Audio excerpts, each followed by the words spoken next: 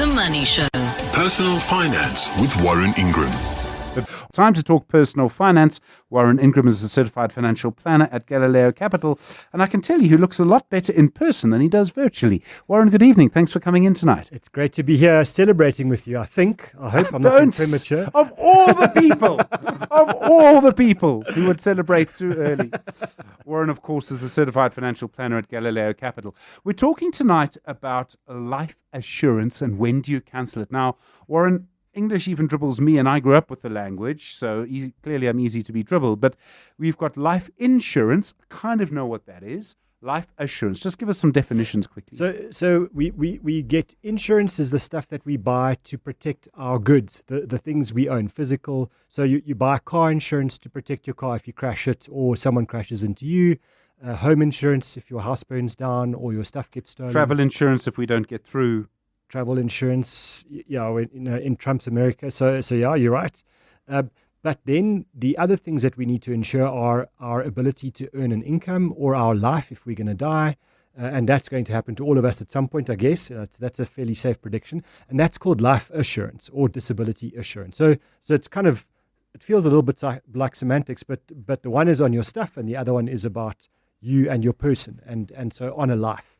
So short-term insurance is generally the one, and then life assurance is the other. So, classic example, you're the main breadwinner, you earn the highest income in your family, you're a family of 2 adults and 4 children. You need to make sure that your children have money, and that's what life assurance is for if something happens to you. Yeah. And typically what will happen in a situation like that is you've got a home, you've got a mortgage. So if you die, you want to know that at least your spouse, might not earn the same as you, that the home loan's paid off, and that their salary can at least be used to kind of pay the bills while they get the kids through school, et cetera, et cetera. So it's about that kind of a situation, real protection on a financial item rather than a physical item. Okay, so for most of us, there's a lot of pressure to make sure we have this. I mean, I do. And we feel that we need to protect ourselves and the people around us. We need to protect our loved ones. It seems quite odd to ever think about ever cancelling that. You're right. And amazing when you start talking to people that are very close to retirement or even a couple of years into retirement. And then you say, can I just understand? So you've retired, you've got sufficient money, and you've got a life assurance policy. Can you tell me what's the job? Your home loan's paid off.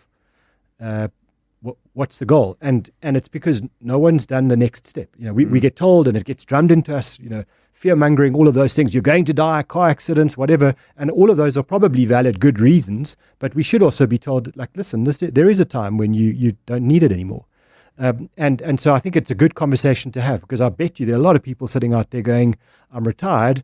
Cost of living is hectic and it's going up all the time. And like, this insurance is expensive, and it gets very expensive as you get older. So it is a good thing to focus on and to cancel if you can, if you should. Okay. So when this happens then, presumably this is also about how much money you have in the pot. In other words, how many assets you have, how much money you've saved, all of those things. Yeah. So let's say a very kind of a very rosy example, but one that's possible for most of us is we get to retirement age, we hit 65, we don't have any debts, and we've got enough money to kind of fund our day-to-day expenses for the rest of our life. One of the things that you've got in your expenses is a life assurance policy. And it's you and your spouse, no debts, and you say, well, if I die, I'll leave the assets to my spouse and my spouse will be fine. Then the question is, why do you have life cover? And the reality is you might be able to cancel that life cover entirely. Or alternatively, you might say, well, I don't need as much, so let me reduce. I've got 20 million rand worth of life insurance. Certainly don't need that anymore. Maybe it's 3 or 4 million, just to kind of top up their position if I'm not around. But it's about doing a calculation to say, I have got enough. And we buy life assurance because of financial protection. So once you've built up your assets over time, what are you protecting against? You've got the money. You don't want to keep paying money to an insurance company when you could use that money to fund your life. Is it obvious and clear? I think sometimes people can get a little bit confused because you might think, okay, this person's just started retiring, but they might still do a few more jobs. They might still do this. They might still do that. work can still come in, and you're banking on that work. If you say you finish at 65, right, you stop formal employment then. But the next 5 years might be, let's say, 2 projects a year. It's not clear when you're going to stop working as it used to be. It's not, and I think it's maybe the answer is not about how much longer you do carry on working, but actually are your expenses covered by your investment? So the example, you've got a retirement fund of 20 million rand, you're drawing R1 million a year from those and your retirement funds, and that R1 million is fine for your life. Why do you need life cover? The fact that you're going to carry on working and earning and doing gigs and projects and all of those things, that's kind of cream on the top. It makes your position better, but it's only necessary to insure your life if you're in a position where I've retired with 20 million, but I'm spending 10 every year, and I really don't have enough money. So I need to make up a gap between what I need and what I currently have. And I think it's that. So the answer is you've got to do a calculation to say, is the capital that I have sufficient? If it's not, insurance should cover that gap. If I have got sufficient money, then actually I should really look at either reducing or cancelling. And it is a bit of a brave step. I would never, and I just want to be clear on that because you were saying about the distinction. I would never tell someone to cancel their car insurance. Yeah. Because even if you drive, a 20-year-old skadonk and actually you've got enough cash to replace it, what happens if you drive out of the parking lot here and you drive into an Aston Martin that costs 4 million rand and you're responsible? Then I'm going to laugh. Well, you're reliable, right? That's so you want the insurance there. And so there, please, this conversation is about the life stuff, not the physical stuff, because you want to insure your house and your car and those kinds of things. Okay, so I might think, well, I have this amount of money in these policies for retirement for my loved ones, for my partner, my spouse, whatever, if I die. But there are other things that I'm not always aware of. So there would be estate duty or capital gains, and I wouldn't necessarily have thought about all of that. Yeah. So how would I go about knowing for sure? And I think it's one of those times where you should be very open to advice, open to getting someone in. So typically one of the things you can do is you can pay a tax person, and you're not paying them to now do a new tax return, but you can say to them, do a calculation for me. Here's my assets. This is my position as it is today. Do a calculation to see what happens if I die tomorrow. What are the taxes that my spouse is going to have to, or my estate's going to have to pay? Effectively, it's your spouse. Do we have enough cash in our estate, or do we have assets that can fund those costs? So it's called an estate duty calculation, and you do it effectively as if the person has just died. And also, it's quite nice getting a non-life assurance person to do the calculation like that, because you're getting an objective view, right? The tax person can't sell you a life policy, I would hope. And so what they're going to do is they're going to give you a tax number, and off you go. I think there are quite a lot of online calculators that worry me a bit. So I'm not convinced that they're super reliable. So it's one of the very few times where I would say, even to a DIY investor that's done all the homework, that's run their own finances for their lifetime, don't be afraid to just pay someone to do the calculation for you. It's just once every 5 or 10 years, you could save a huge amount of life assurance premiums by paying a tax person to do a calculation for you. And if it turns out and they say to you, look, your estate's going to be 3 million rand short, and you've got a 20 million rand life policy, well, why don't you reduce the cover? Don't cancel it, but say to the life assurance company, I'm happy to carry on, but I only want 3 million rand worth of cover. It's going to have a huge impact on reducing your premiums. And we shouldn't forget that if you live for 20 years after retirement and you add all of those premiums together, that has a big impact on how much money you have for your retirement. A massive impact, actually. Yeah. And then, there's a bit of complexity. Of course, there's complexity. It's financial products. There must be complexity. But there are two ways that you buy life assurance. So you can start today and say, I want to insure my life for 20 million rand, and I want to pay the same premium for the rest of my time. So it's called a level premium. So they're going to say to you, your premium's 10,000 rand a month, and it's 10,000 rand for a month for the rest of the time that premium or that policy exists. Or they're going to say to you, I'm happy to let the premium increase with inflation over my time. So what happens is you don't pay 10,000 rand the first month, you pay 2,000 rand. And it feels like a great deal. Then you pay 4,000 rand in 5 years' time, and then you pay 8,000 rand in 5 years after that. And before you know it, your 20 million rand life cover is costing you 30,000 rand a month, and you're 67, and your food bill is going to your life assurance bill. That's the policy you want to be very careful of, because you want to cancel that as soon as you possibly can. When you do you need to look at the liquidity in your estate, because there are issues if you pass away that yes, the money is there, but you wouldn't want to sell that asset, or you wouldn't want to sell the property or whatever you wouldn't want your spouse to have to sell the property. So do you need to think about some of those things quite carefully? Yeah. So what, I mean, most typically, we might die with a house and a retirement fund, and your retirement fund is paying you a monthly income, and then you've got the house. Now you've got to pay taxes, you've got to pay the executors' fees to the lawyers who wind up your estate, you've got to pay SARS for estate duty. Where does the cash come from? Because your retirement fund, you can't draw like a lump sum out of a retirement fund, and you've got a house.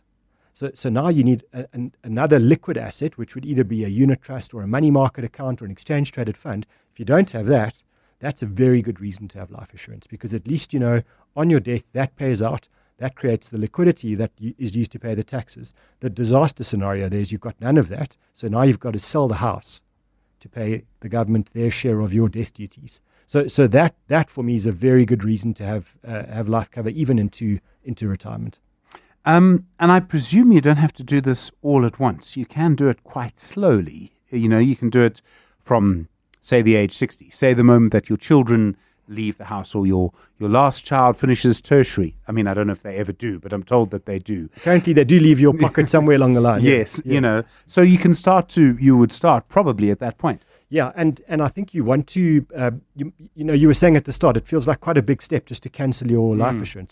So the nice thing about money is you can be incremental in things. So you can say, well, I've got 20 million rands worth of life cover, and when I was 35, it was very necessary, but at 65, it's not necessary. So what I'll do is I'll go from 20 to 15 to 10 to 5, 2.5 if you still don't buy the deal, but you can do it in steps over a period of time.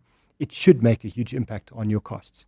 And because that to me is the other deal here. You don't want to draw down on those hard-earned retirement savings to pay a life policy that you don't really need anymore. And I think it's the safety of having it, I understand, but I don't want to make myself really cash poor over my retirement to pay for a policy that I probably don't need.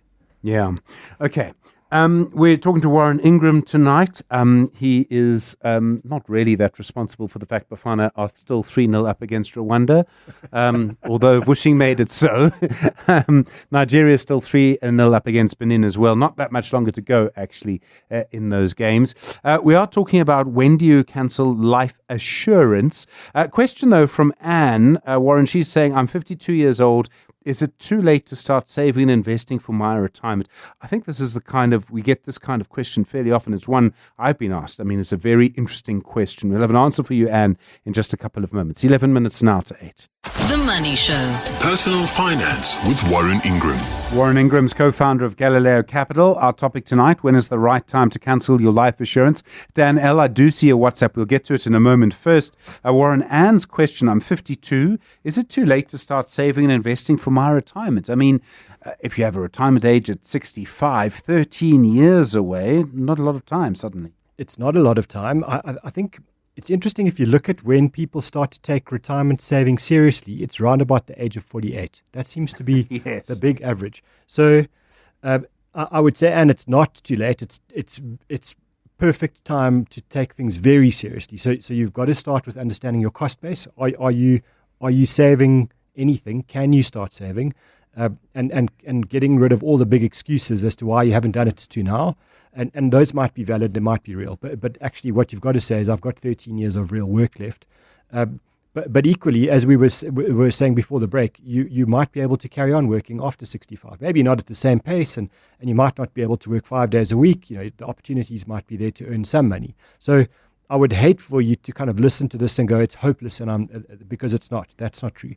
The answer is you save as much as you possibly can now, and then try and make some plans for what you can do as part-time work. Because if you can let that capital grow without drawing on it, once you've hit your official retirement age, and you can get by on your part-time work without saving anymore, and you let the capital just grow steadily on its own, eventually the money's making money babies, and by the time you may not be able to work at the age of 70, you've got sufficient money. So you might need to make some radical adjustments in your lifestyle now, but if you've got nothing at 52, make some big calls now, make those big decisions, take the pain now, because you don't want to try and do that at age 67. You want to do it now.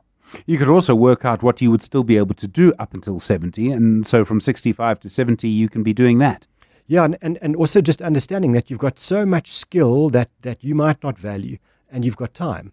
So one of the things that people forget is like a small business is always desperate for skilled, experienced people, but they can't afford to pay them a massive salary. You arrive going, well, I can give you half a day twice a week, and what can you afford to pay me? And I can give you the time and experience that I've got, but you need to be valuable. In other words, you still need to stay familiar with how technology works. I'm not saying you have to become a programmer, but you can't be the person that goes, can you just show me how to work this email? Like, you don't have to know how to, like the basics you do need to stay up to date with, so that you are valuable on day one, not a drag on day one.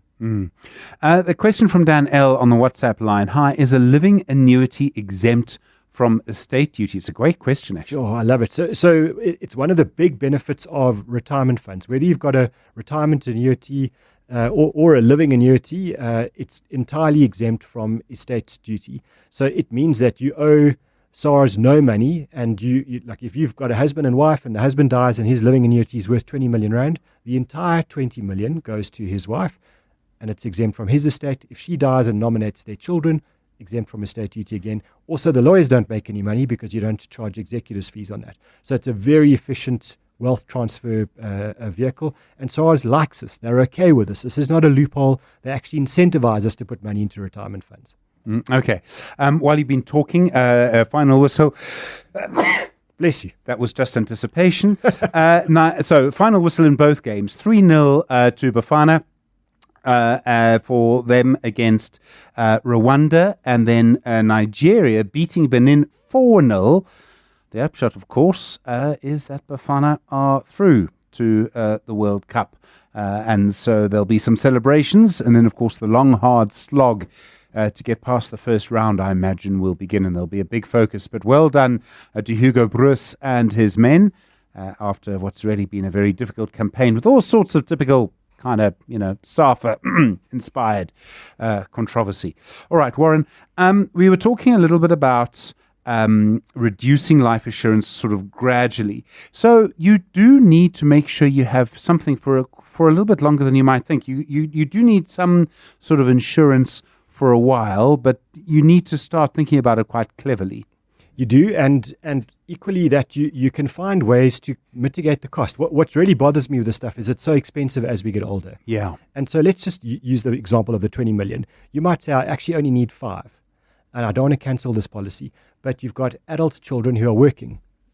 There's a deal to be done to say to your kids, why don't you pick up 2/3 of this cost? I'll pick up 1/3, and my estate will then be looked after. But on my death, you guys will inherit quite a lot of cash extra that I don't need.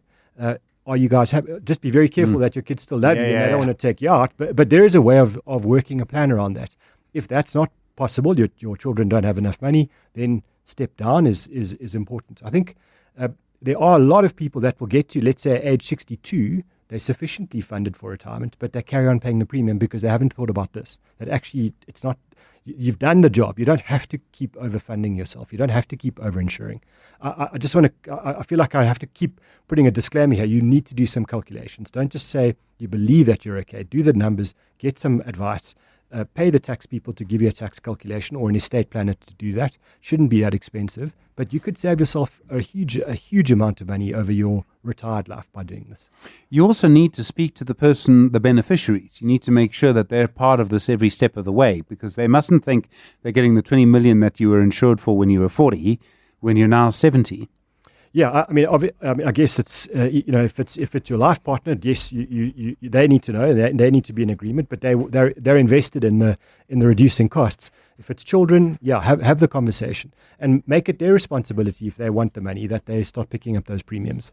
It's the kind of thing that people might easily forget to do. I've retired, nice watch, and now they actually, are used to kind of living in a particular way. It's one of those things that can almost fall underneath the radar. Where I'm going with this is, it's a reminder of something that you talk to us about from time to time, is that you need to do a kind of annual check on everything, whether it's life insurance or whatever it is that you have. Yeah, and just ask, is this necessary? And just because that's what you've always done, what you've always done might be good for a period of time and then very unproductive later in life. So do the health check, make sure it's okay for you and that it's still required. Warren Ingram, thanks very much indeed. Certified financial planner at Galileo Capital, and talking tonight, of course, about when is the right time to cancel your life assurance.